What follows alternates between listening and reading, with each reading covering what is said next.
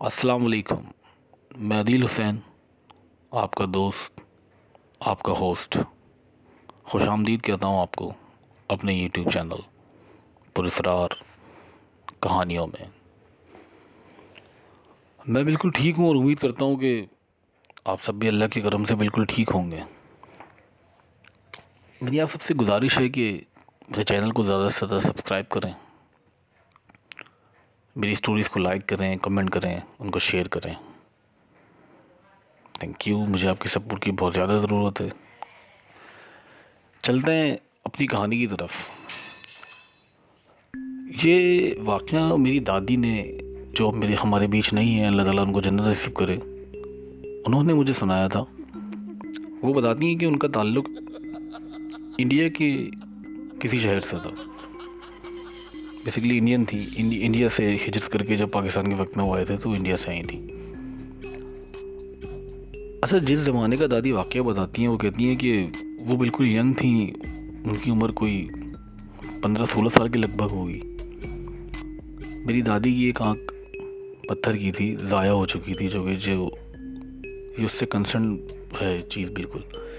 तो दादी बताती हैं कि 15-16 साल की एज थी उनकी, और इस एज में मतलब जिस तरह सब खेल कूद करते हैं, दादी बताती हैं हम भी खेल रहे थे अपने दोस्तों के साथ।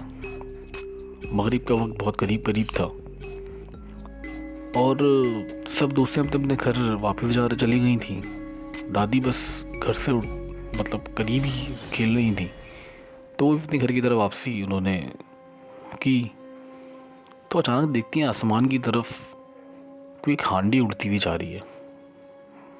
दादी बड़ा शौक हुई देख के उसको कि ये आसमान में हांडी कैसे उड़ रही है। फिलहाल दादी वो हांडी, उन्होंने बड़ी घूर के उस हांडी को देखा और देखते ही देखते वो हांडी एकदम फट गई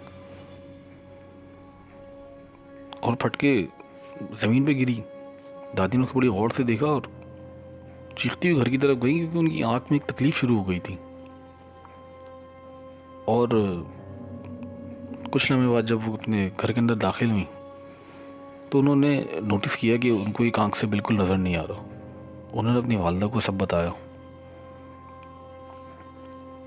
और मतलब उस वक्त के लिहाज से वहाँ पे जो लोग थे उनको पता था कि ये कोई काला जादू, इस किस्म के असरात या हवा में हांडी का उड़ना, जो पुराने लोग थे उनके टाइम में, वो लोगों को मालूमात थी। तो उन्होंने ये बताया कि किसी ने जादू करके इस हांडी को भेजा था, जिनको उन्होंने देखा और उनकी एक आँख की बीनाई चली गई। और उस वक्त से मेरी दादी की एक आँख बिल्कुल ज़ाया हो गई थी। तो ये उन्होंने एक दफ़ा मुझे एक वाक़या सुनाया था, मैंने सोचा कि आप लोगों से शेयर करूं। एक और वाक़या इसी तरह, एक हमारे दोस्त हैं, वो लिखते हैं, असल में आज काफ़ी जो मतलब ये वाक़या भी है, ये भी एक हमारे दोस्त हैं, उन्होंने भी अपने नानी से रिलेटेड लिखा है।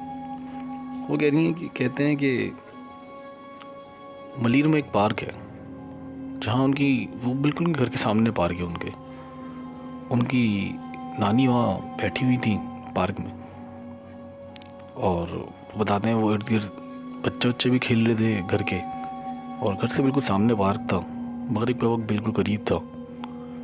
तो नानी कोई चीज़ खा रही थी बाहर बैठी हुई, तो बिल्कुल वाइट कलर की थी। नानी ने जब वो चीज़ खा रही थी तो उन्होंने महसूस किया कि मतलब उस चीज़ का खाते खाते मज़ा, जायका बिल्कुल चेंज हुआ है। उनको काफ़ी हैरानी हुई कि अभी मतलब एक मज़ेदार चीज़ मैं खा रही हूँ, अचानक से उसका जायका कुछ अजीब कड़वाहट महसूस हुई उनको। फिलहाल वो उठी, उन्होंने इतना कोई नोटिस नहीं किया और घर की तरफ आ गई। बच्चे सब जो साथ थे उनको भी लिया और घर आ गए। घर आने के बाद मेरी नानी की तबीयत थोड़ी ख़राब होने लगी, उनको थोड़ा भारी भारीपन महसूस हुआ और उल्टियाँ होने लगी। मेरी नानी बिल्कुल हशाश बशाश थी, वो बताते हैं, उनको हमने बीमार भी नहीं देखा था। अचानक ये सब देख के कि नानी को हुआ क्या है, हम डॉक्टर के पास लेकर गए। डॉक्टर ने वो दवा वगैरह दी, लेकिन उनकी तबीयत थी कि बेहतर नहीं हो रही थी। अचानक से उनकी कंडीशन ख़राब होने लगी। हमने मोहल्ले में हमारे इमाम साहब थे, हमने उनको बुलवाया कि दम वगैरह करें, देखें दानी के साथ क्या मसला हुआ है। तो उन्होंने बताया कि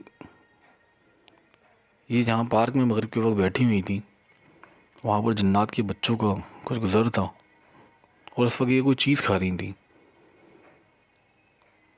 तो वो चीज़ जो खा रही थी वो उनको शायद पसंद आई हो, उन्होंने भी उसके साथ कुछ खाने की कोशिश की हो, और नानी ने वो चीज़ वहाँ छोड़ कर छाड़ के फिर आ गई थी जल्दी जल्दी, जब उनको अजीब सा कुछ लगा। तो फिर उन्होंने कुछ दुआएं वगैरह दी, पानी वगैरह दम करके दिया, और अल्लाह का शुक्र है उसके बाद नानी बिल्कुल बेहतर हो गई और बाहर चीज़ें बैठ के खाने से अवॉइड करने लगी। बताने का मकसद ये था कि बाहर अमूमन वैसे भी लोग मना करते हैं कि मतलब बाहर बैठ के कुछ खाना, ख़ासकर वाइट चीज़ का खाना, वो मतलब सही नहीं समझा जाता। तो ख्याल करें आप सब, अपने अपने घर में बैठ के खाएं चीज़ें ऐसी। ये छोटी सी 2 स्टोरीज थी जो मैंने आपसे शेयर की। अगर आप लोगों को स्टोरीज अच्छी लगी हों तो उसको लाइक करें, इस पर कमेंट करें, फीडबैक दें, अपनी ईमेल समय करें अगर कोई आपके वाक़यात ऐसे हैं जो आप हमसे शेयर करना चाहते हो, तो हम आपके वाक़यात भी आपसे बयान करेंगे।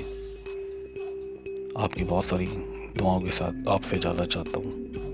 अपना बहुत बहुत ख्याल करिएगा। फिर मिलेंगे अगली नई कहानी के साथ। जब तक के लिए मुझे इजाज़त दीजिए। अल्लाह हाफ़िज़। फ़ी अमान अल्लाह।